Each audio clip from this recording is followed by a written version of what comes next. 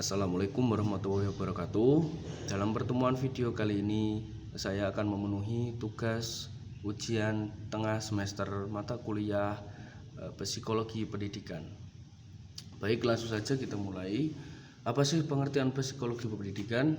Secara luas dapat diterangkan sebagai ilmu psikologi yang menjelaskan dan menerangkan pengalaman hasil dari belajar individu-individu sebagai kemajuannya ke dalam kemajuan pendidikan yang dialaminya dari sejak lahir hingga umur tua. Mata pelajarannya adalah sebagai objek yang ada di lingkungan yang mengenal emosi, motoritik, pikiran dari orang yang belajar itu.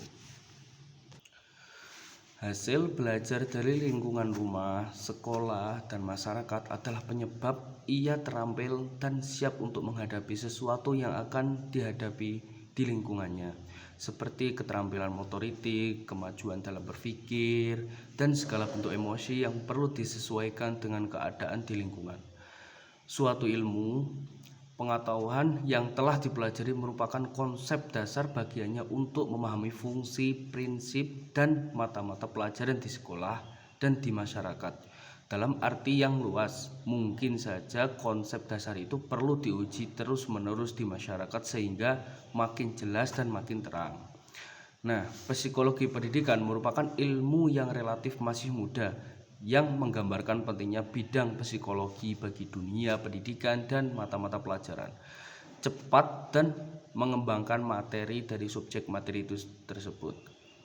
Ruang kelas merupakan laboratorium bagi psikologi pendidikan yang usahanya telah mencapai perolehan insting yang lebih baik di dalam belajar tentang kemampuan-kemampuan individu pada setiap tahap perkembangan individu.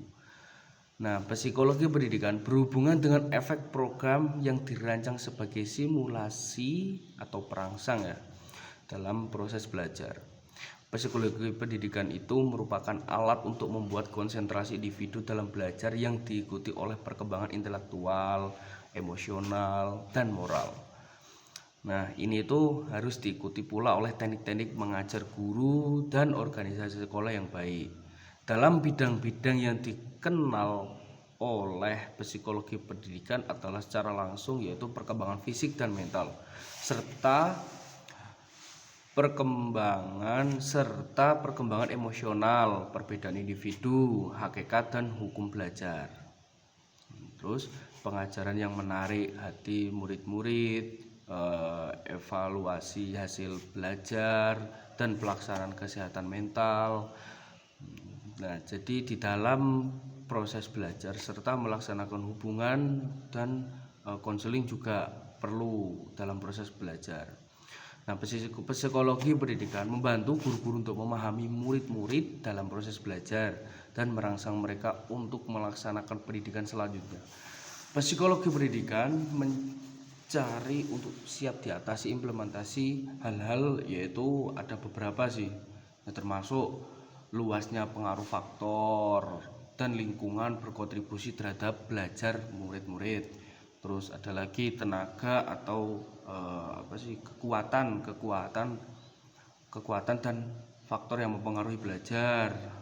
Terus ada lagi hakikat proses belajar dan derajat sikap ilmiah yang dapat membantu sebab pendidikan. Baik, mungkin segitu saja sedikit pemahaman saya tentang psikologi pendidikan. Sebelumnya jika ada kesalahan kata maupun tata bahasa saya yang kurang baik, saya minta mohon maaf sebesar-besarnya.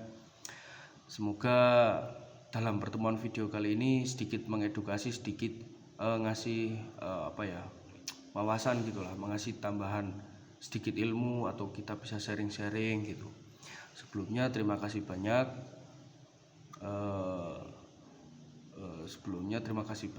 Ini sedikit yang saya jelaskan gitu ya, Bu.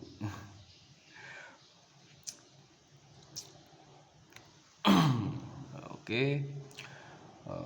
Wassalamualaikum warahmatullahi wabarakatuh.